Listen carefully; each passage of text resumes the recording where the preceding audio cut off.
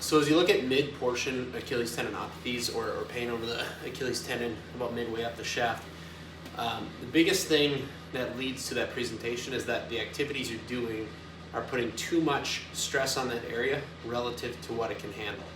So the best way to think about what's going on here is that if something hurts, I'm not quite strong enough to do it.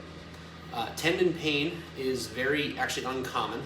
So a lot of people will have the same process of going on as what you have going on without a pain experience, and then they go and do something they haven't done for a while, like play basketball, and then go up and down the court, pivot, twist, and then they rupture their Achilles.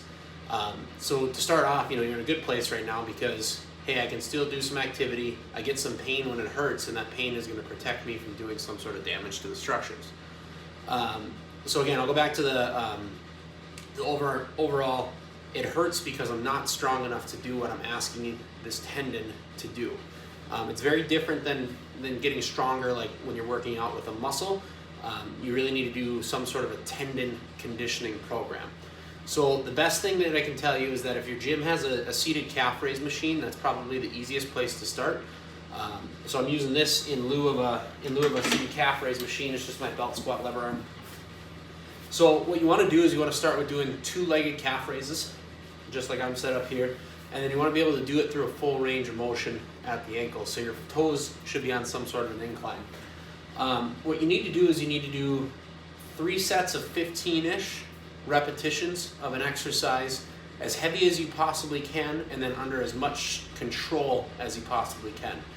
Because the time under tension, the duration of each repetition, is what's going to put a stress through that tendon to get it to remodel. So imagine you have a seated calf raise like this. My toes are up on the box.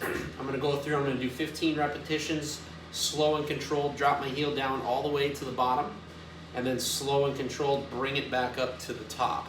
And that's 1 repetition, slow and controlled all the way down to the bottom, and then slow and controlled all the way back up to the top.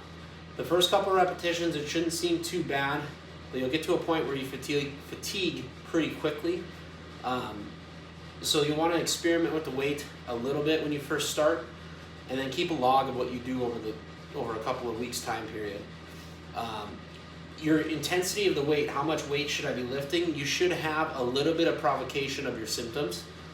So if you're having some pain over this tendon, it's a 1 out of 10 today. You should really try to increase the intensity, put as much weight on here as you can until your pain is about a 3 or a 4 out of 10 during the activity.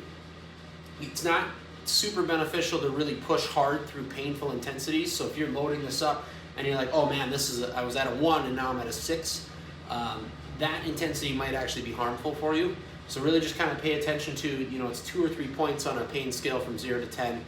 Hey, I'm trying to put some stress through this tendon. The stress is a little bit pain-provoking, but not overwhelming, and I can certainly recover from it. So 3 sets of 15 with this exercise, and I would do at least 3 days a week. You certainly could do it 4, 5, or even 6 days per week. And then you want to do it at least for 1 to 2 weeks double-legged. And then you want to switch to a single leg variation after that. So then I did my 3 sets of 15 for a week, and now I'm doing a single leg variation that's going to increase the stress on that tendon. Now, say you don't have a seated calf raise machine like that, that's not a problem. All you need to do, you can get like a curl bar, so something like this, but one that you can put the weights on, or you can just grab a weight plate, and then for a double-legged variation, you just put the weight plate right on your legs, and then go up and down, and then when you're ready for the single leg variation, you just put the weight right over the leg that you're training. So that's a pretty easy way to accommodate that. I prefer to start patients in a seated exercise variation. It usually is a little bit more comfortable. And then, in the long term, when you're saying, hey, I'm getting ready to get back to running again, then you go and do a standing variation like so. Again, starting with a 2-legged, up and down. If there's a standing calf raise machine or a Smith machine that you can put weight on your back and then go off of an inclined surface like that, that'd be a great alternative. But generally, I would start sitting, stay sitting for a while, and then eventually you'll progress to like the standing calf raise variation. Long and the short of it, when you're dealing with a tendinopathy, it takes probably about 12 to 18 months for it to fully resolve and to say, yep, this is absolutely better. But you'll certainly get to a point where you feel like, yeah, I can run again, probably in the neighborhood of 3 to 6 months. You might be able to start it a little bit sooner, but I'll go back to that point on pain. You know, if you're doing an activity that raises you more than 2 to 3 points on the pain scale, all you're doing is making that tendon irritated for no reason, and then it'll become reactive to the point where it might be tender to the touch. You'll be really limited in your activities for a while. You know,